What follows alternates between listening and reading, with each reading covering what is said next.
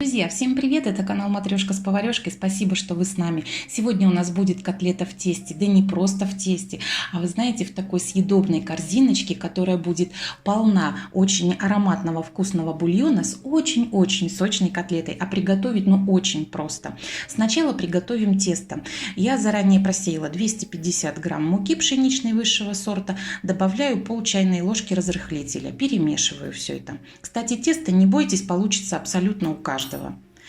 Затем добавляю 100 грамм сливочного масла комнатной температуры. И перетираю масло с мукой в такую крошку. Вот такая крошка у нас должна получиться. И затем я отмеряю 120 грамм сметаны. Ни соли, ни сахара у нас здесь не будет. Это будет пресное тесто. Тон ему будет задавать начинка.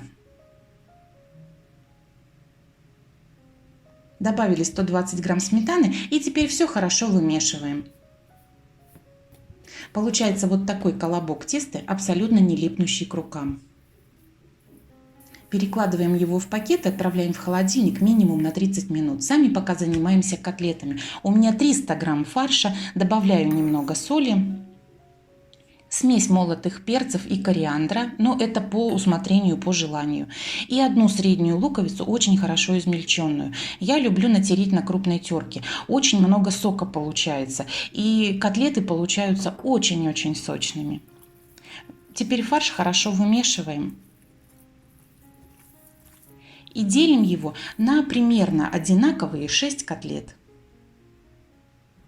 И теперь сделаем такую начинку для котлет. У меня здесь всего 60 грамм сыра, натертого на мелкой терке. И добавляю несколько веточек хорошо измельченной петрушки. Вообще лучше укроп, но укропа не было под рукой, поэтому петрушка. И сметану, но сметану, вы знаете, я никогда ее здесь не отмеряю, здесь все на глаз. Вот я добавила 3 такие щедрые столовые ложки и буду все перемешивать. Будем смотреть по консистенции. Мне в итоге этого было достаточно. Консистенция должна такая получиться густой сметаны. То есть это не должно быть жидко, но и не должно быть слишком густо. И теперь возвращаемся к нашему тесту. Колобок теста делим тоже на 6 примерно одинаковых частей. Можно воспользоваться весами. И каждый колобочек теста нам теперь надо раскатать в такой пласт, чтобы на него очень свободно помещалась наша котлета.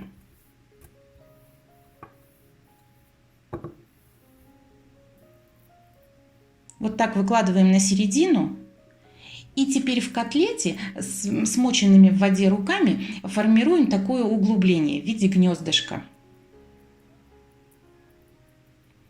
И теперь края теста вот таким образом, смотрите, это сделать очень легко. Защипываем, такую формируем корзиночку. Ребята, тесто очень послушное, податливое, с ним легко работать, все хорошо получается. И такую в корзиночку сформировали. Делаем это все с нашим тестом и с котлетами. И вот в полученные углубления выкладываем начинку. А краешки корзинки будущей желательно смазать яйцом для равномерного красивого цвета. Отправляю все это в духовку, предварительно разогретую до 180 градусов, на 40 минут. Но духовки разные, плюс-минус 5 минут, я думаю. И достаю вот такую красоту. Ребята, обычно я вам готовое блюдо разрезаю и показываю, как это все выглядит. Но сегодня я этого делать не буду, потому что это просто преступление. Я считаю, разрезать, выпускать этот бульон. Вот у вас готовая корзинка, пейте из нее бульон в прикуску с очень ароматной сочной котлетой.